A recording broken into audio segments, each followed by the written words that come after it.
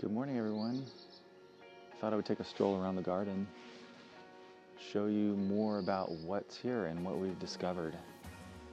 Our friends who are visiting us, our first guests ever, have been real troopers, and they love working.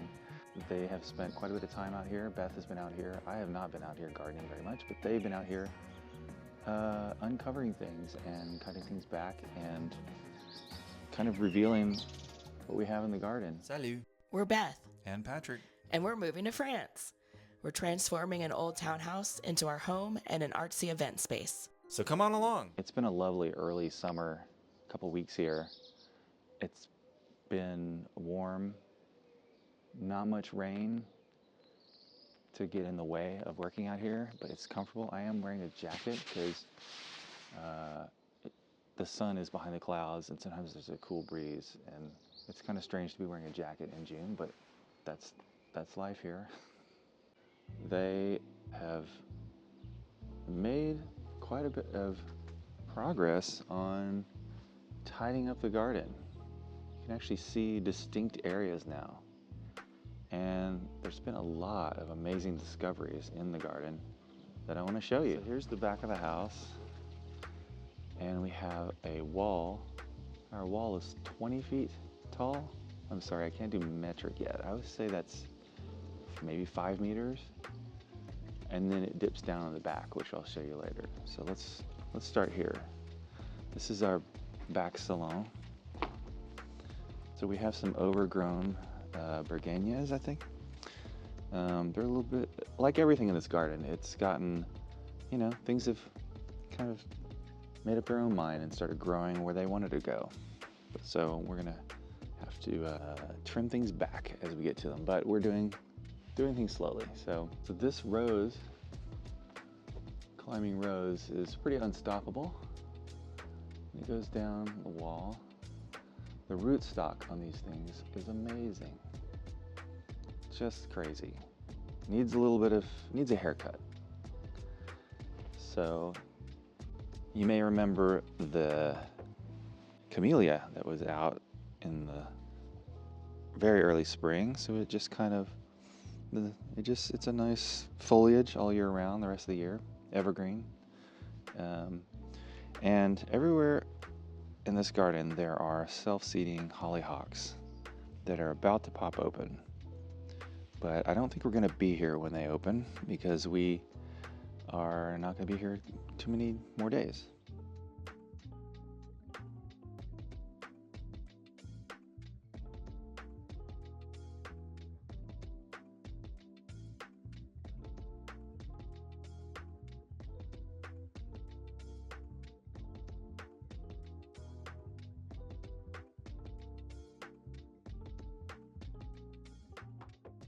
All over the garden are these coral bells, apparently. I had to ask on a lot of these plants what they are because there's just so many of them that I'm just not familiar with.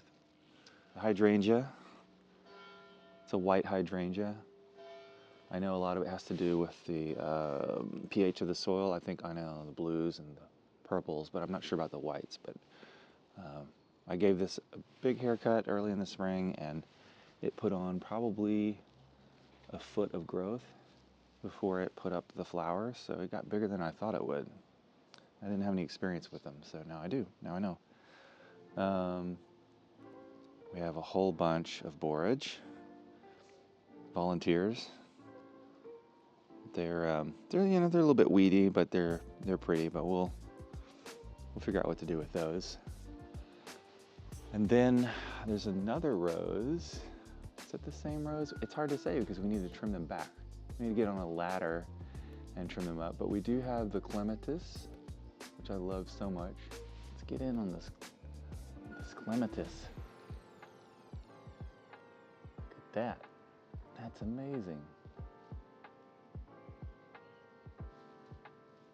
Here's another giant hollyhock. Here is the tree peony.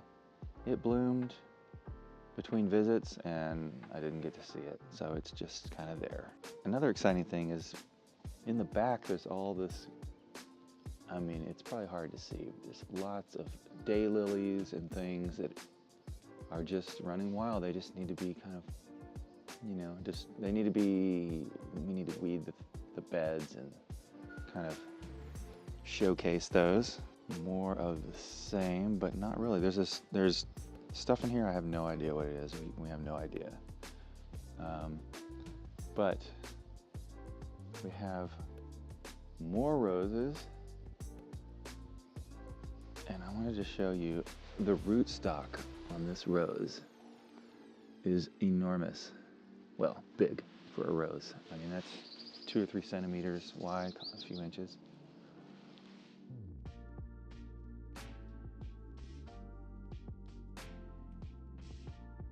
I forgot what that one is.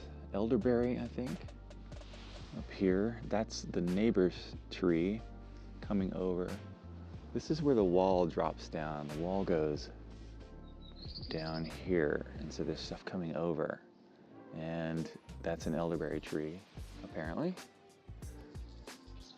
We have another rose bush in the front.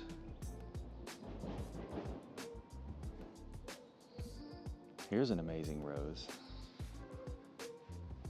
This perfect little rose. Rosebud. Rosebud. Here's a bud. And then it becomes this when it opens fully.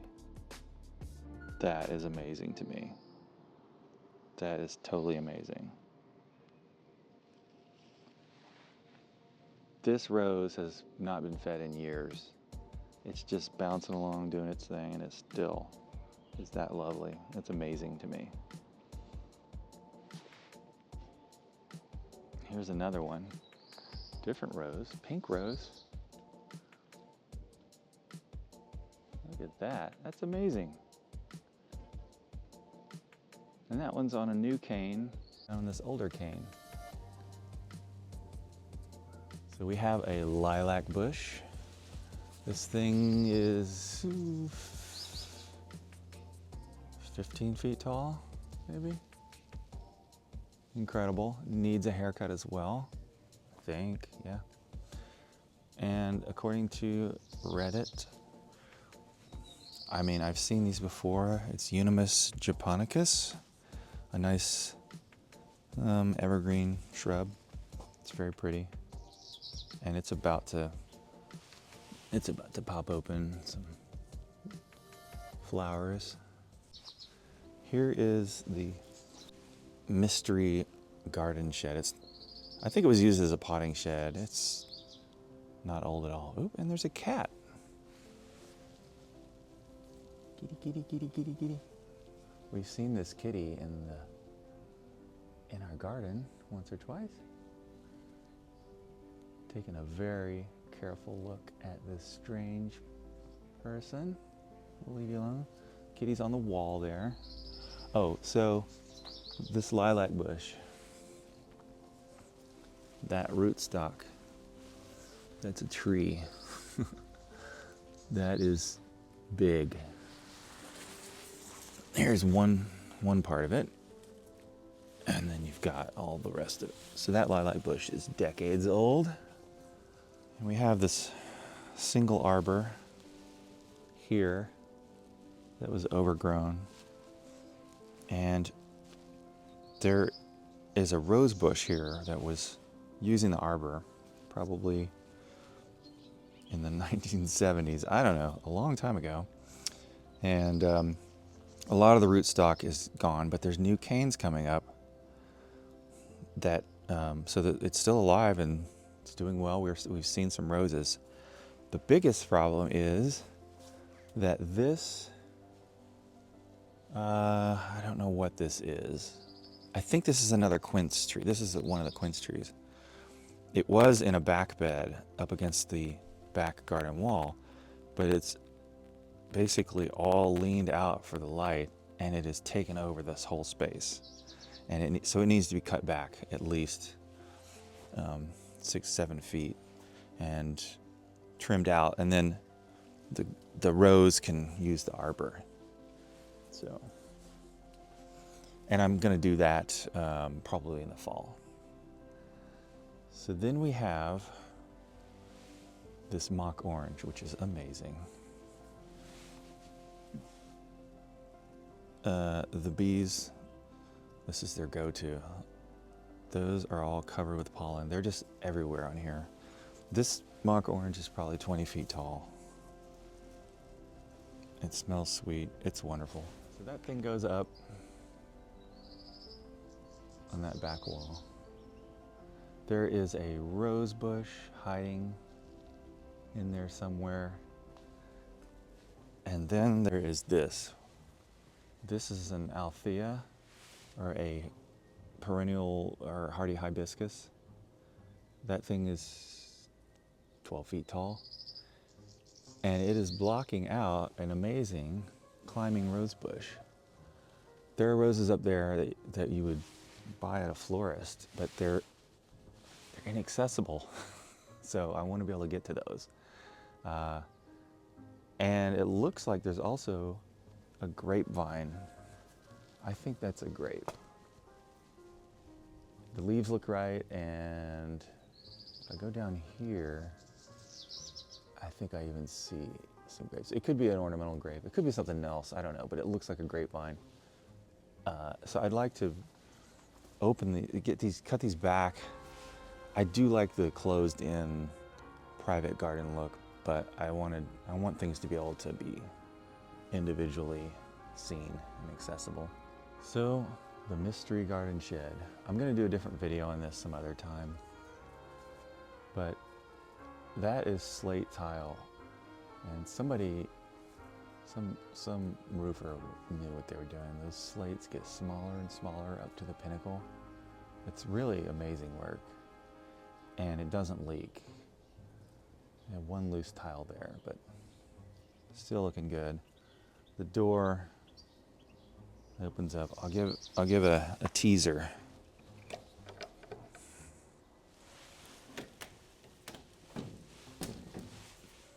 Look in there. There are nesting boxes. I don't know what they had in here. I want to know more about that. But we have a water spigot. We have a nice concrete pad. And this, to me, is going to be the potting shed. And I'd like to get some electrical out there so that I can have light and work in the winter, things like that. St. John's wort, I think. Honeysuckle, out of control. Unbelievable, the honeysuckle. So here's the other wall, the east, I guess this is southeast wall. And the honeysuckle, the rootstock's in there somewhere, no idea where. Intertwined with it is passion flower. And you can see there's one there. I don't know where the root of the passion flower is, but yeah, it needs to be, well, I need to do a little bit more learning about what is ideal. Obviously a garden is whatever you want it to be, but I'd like to keep things not so rambly, because other parts of this are kind of getting smothered by that, by the rambliness. So there is a rose bush, a red rose bush, sorry, a climbing rose. And it's just kind of hidden back there. I'd like to free it up. Here is a wonderful old rose. And the rootstock on these, I showed it before, but they have moss growing on them. That's like that big. These things are really hardy. So I actually got some rose food and some horse manure from the garden center. I'm gonna feed them all and water them in before I leave. So here's more of the rose. So we got like these roses that they need to be deadheaded, and then you have, that's honeysuckle, all in there. And then I think the passion flower's up in here somewhere too, but yeah, it's kind of, it's all over the place. But down in the shadow, in the shade, you have the rootstock, these big old rose canes, and then some of these neat shade-loving plants. All of these things were put in here at one point with care and love, and they're just kind of like sleeping now. They need to be freed up. And this, I think this is a little like a pillar boxwood. I don't really know. I saw some other things that it could be. It looks like a boxwood to me. And I know in France there's problems with a beetle that slowly kills the boxwood. So I don't know. I'm gonna let that one lie there. This giant quince tree, it needs a haircut. It's really nice, but it's just a giant giant clump of canes. There's no central stalk, it's just all canes that come out, and it's overgrown. It needs a haircut, but that's going to be, I need to do some more research and figure out what to do with that. I do like how big it is. It gives us a lot of privacy, but I just noticed that it's already got fruits on it from when it bloomed. There, yeah, I can see some. And I have no idea if it's an edible one or not. There's a fruit. Yeah, coming around here, here's our kitchen window. You get a great view from the kitchen. And I'm gonna do a general view here in a minute this is the view from the kitchen. Amazing. But back here in the shade are all these, I always call them elephant ears. They're just like this family of shade-loving plants that have, kind of a arrow point or ear-shaped growth habit. But all of these little things, it would be nice to free them up and give them their space. So let's talk about the overall garden and the plan. Like all plans, it's going to change, but I have some ideas. So we have this garden with a wall of wonder, and then we have this central area. We have the sheds at the back, and then we have this other wall of wonder. So in the middle, it's just a lot going on. We have rose bushes, irises, rose bushes. We have, I'm gonna walk right over to it. It's hard to know where to start and stop when I'm showing things. There's just stuff everywhere. We have this pillar, this stone pillar.